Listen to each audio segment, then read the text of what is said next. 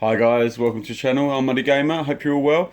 And today we're going to be doing an unboxing of the Thrustmaster T16000m HOTAS. We're going to do a little compare with the T.flight X as well. So, I'm going to open it up. If you order this off Amazon, do be aware that it doesn't come in its own box. So, it's going to have pretty much no protection from the elements at all. And I live in England, so that could have been a pain. So there goes the Amazon sticker there. Get that bit there. Beautiful.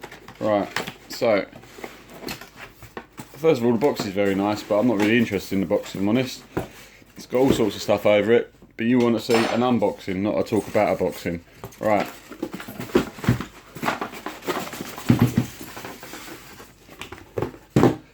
Paperwork, go back in the box. Alright, here we go. So, let's have a look.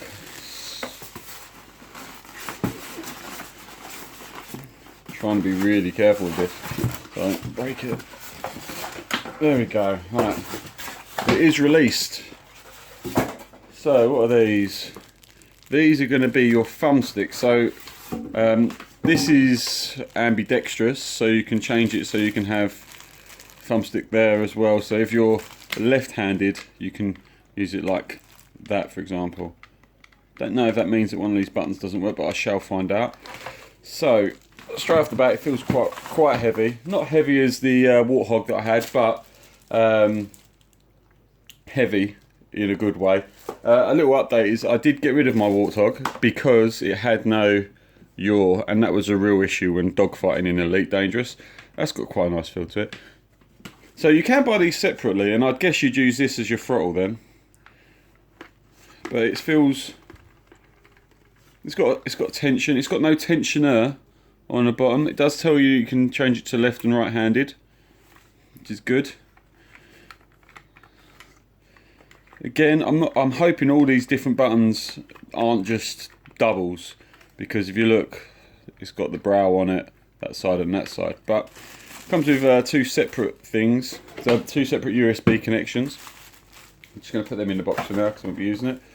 Now this is a lot different to the Warthog and even the T.flight type of throttle, because it's a slider as opposed to a up and downer which you have with the T.flight, which I'll show you in a minute.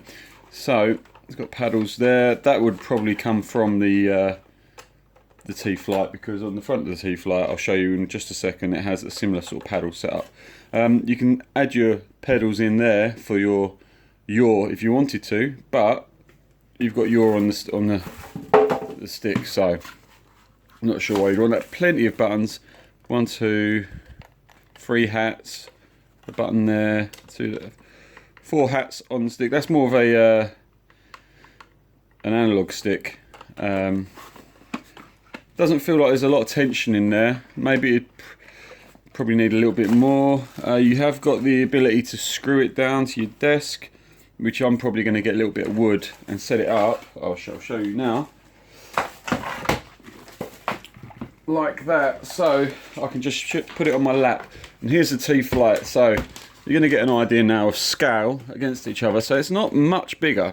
And there's the two paddles that I was talking about. So as for buttons, so the buttons are quite nicely spaced. You've got a clip up and down there. They don't push in. That one don't push in. That one don't push in. There is a push in on the hat at the front.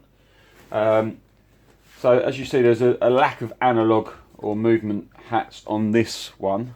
Let me just try and get this better squared off. It feels much smoother. This is much lighter than that. Definitely much lighter.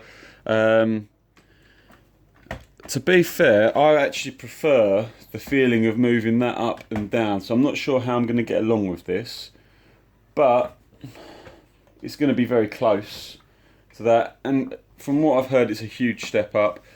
I'm going to end up with more buttons at the end of it, I think.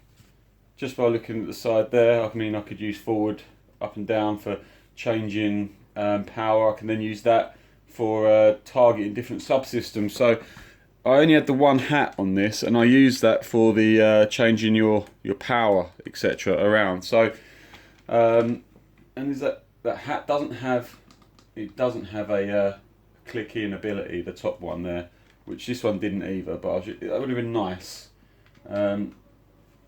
So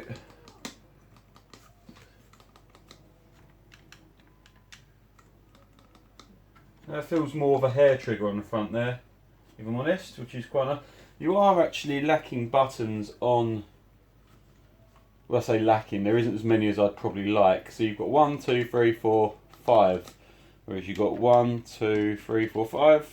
No, that's not a button, so yeah, it's about the same. On the actual controller, it's the same on the stick, same amount of buttons, but then you've got obviously 12 buttons actually on here, plus that, which could be, I have no idea what I'm going to calibrate that for right now. So let's turn them round so you can see the front. I'll give you a better idea of what I was talking about. So you've got your paddles there, so that's 1, 1, 2, and 1, 2, and I'd probably say that and that. And then you've got an up and a down button. So these four alone calibrate with what you've got. I mean, you've got this as well, so that could be for going through menus. There's much more usability on this than there is this, and I am going to pretty much bolt it to a bit of wood so it sits similar distance, so I can just have it on my lap when I'm using my VR. This only cost me £30 when I bought it. This has cost me £90. If you're just getting into sims, get this. It's an awesome bit of kit, great bit of startup. You've even got the resistance on the bottom, and you can take it apart, so it's opened up. The only reason I've upgraded is because this button here on the back doesn't work anymore. So now I was using that for boost, and I was a button down, so I thought I'll go for I was actually going for the Xbox one, the T.flight HOTAS one, but it's sold out everywhere, so I've gone for this, and I think I've probably done the best idea anyway. So this has been a quick unboxing and overview, and a little bit of a compare with a T.flight HOTAS X versus the new 16000m HOTAS system from Thrustmaster. To be fair, it feels very well built. It's quite nice. This is quite a light base, so it's definitely going to need putting down. I mean, the combined weight of these two units is probably not the same combined weight as this. The build quality is better, and that's quite a nice rubbery feel. There is no rubberizedness on this. You do have a dust catcher at the bottom of this one, which is probably something that it should have had on here, because you're going to get all sorts of grime and stuff in there. But then again, on the Warthog that I got rid of, it didn't have that, and that worked fine. So yeah, I've been Muddy Gamer. I hope you've enjoyed this. It's a little bit longer than I expected, but I shall be doing some Elite Dangerous with this later. Please remember to like, comment and subscribe, and hopefully I shall see you in the next one.